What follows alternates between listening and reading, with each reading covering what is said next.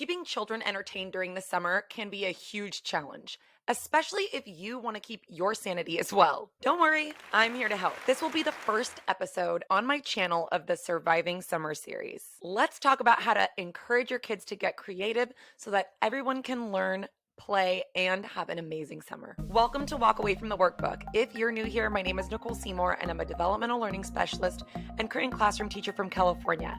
I have a BA in child and adolescent development and an MA in curriculum and instruction. This channel was made to support parents and educators of children between the ages of 4 and 8 to help them create meaningful, fun, and engaging learning experiences for kids. Make sure you subscribe to my channel and hit that bell so that you're notified whenever new videos come up. Let's get to it. Today, I'm going to be talking about rotating your children's toys. Not only are we going to talk about why you should be doing this, but we are also going to be talking about how you can effectively do this to declutter and organize your life. So let's jump right into why you should be rotating your kids' toys to keep them engaged and excited. Number 1, it decreases the clutter in your home. Christmas gifts, birthday gifts, random Target purchases, oh my. I know we have a mountain of toys building in our house all the time, despite my best efforts to only purchase and get things that my kids truly need. Friends and family always mean well when they gift you toys and games and books, but the truth of the matter is those piles of toys get incredibly overwhelming for you after a while. Making a toy rotation can help you take inventory of the toys you currently have, the toys your kids are already playing with, or the toys that they have outgrown and forgotten. It's a great way to teach your kids about responsibility or about giving to those who are less fortunate. Number 2, it keeps things fresh and fun. If kids haven't seen a new toy for a while and then it resurfaces, it will reignite the energy they had the first time they opened that toy on their birthday or on Christmas or whenever they got it. The trick is not to take away the things that they are playing with all the time and to be really strategic about the toys that are in your rotation. Go for the items that are age appropriate but that haven't been touched within a few weeks to a month. When you bring them out into that rotation, you'll be surprised at how happy your kids will be to see them again. Number 3, less is more. For some reason, we live in a society that dictates that our children need to have a ton of toys in order to have a good time, when in reality, this is the opposite of what's true.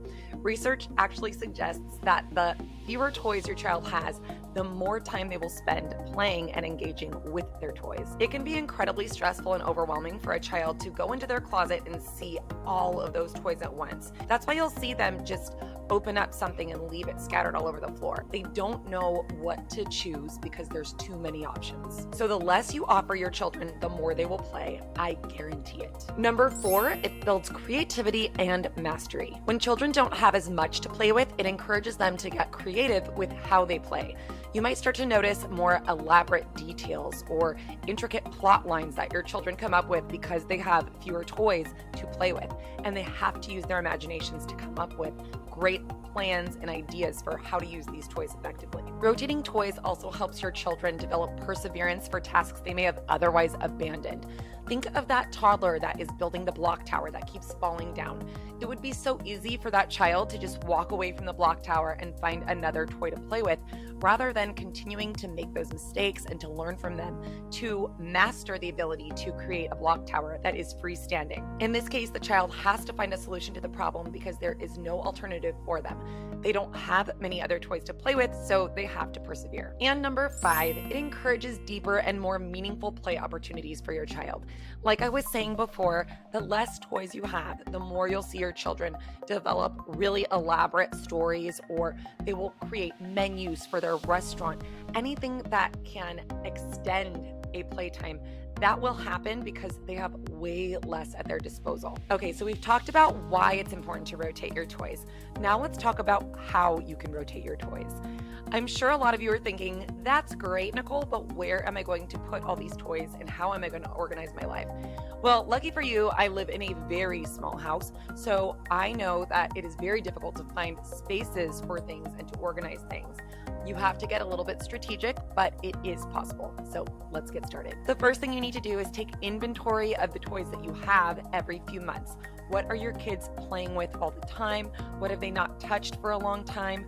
What have they grown out of? What is not appropriate anymore? Those kinds of things. The next thing you're going to want to do is to make categories for your toys, because then it will make it easier to store and organize them.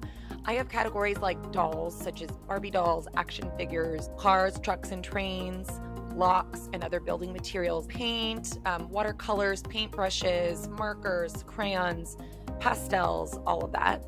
Games, puzzles, Play-Doh, slime, clay, all of these things can be in their own category. So whatever you have at your house, you can create categories to match. Number 3, organize. If the toys that you're organizing already come in a pretty sturdy box, you can just keep them in that box as long as it's something that's easy to stack. I actually did purchase some plastic storage bins that are all the same size so that it was easier for me, but you definitely don't have to do that if you have a creative mind. So as long as things have lids and they're easy to stack, you should be able to find the shelf space in closets or in a playroom of some kind if you have that. Like I said, I have a very small house, so all of our toys in the rotation are in family members' closets. So I have some bins in my closet, my son has some bins in his closet, my daughter has some bins in her closet, and we have some scattered in the garage as well. As long as you know where everything is and you have taken that inventory and organized them, it doesn't matter where they go as long as you know what you're bringing out for each rotation. Next is to involve your kids in the process of deciding what to donate, what to sell, and what you're going to keep in the rotations. You should involve them in this process so that they don't suddenly ask you where a toy is and wonder what happened to it. So if they are doing what my kids do, which is a lot of time not wanting to get rid of anything, what you can do is take toys that you have seen them not really touch in a long time and give it a shelf life of about a month or 2. And if they still haven't asked about it in that month or 2, then it's up to you what happens to that toy. Finally, you have to create that rotation schedule that works for your kids. Start to notice when they are getting a little bit antsy and bored with the toys, and that's when you need to rotate. So it could be anywhere from 2 weeks to a month or 2 months. It just depends on your children's attention span, and it depends on the toys that are in that rotation at the time. So that is it for my first video in this Surviving Summer series. I hope you enjoyed it and I hope that you liked it.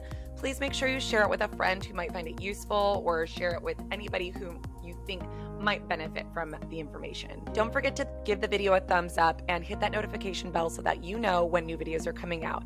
My videos come out every Wednesday, so until then, have fun learning with your little ones and good luck this summer.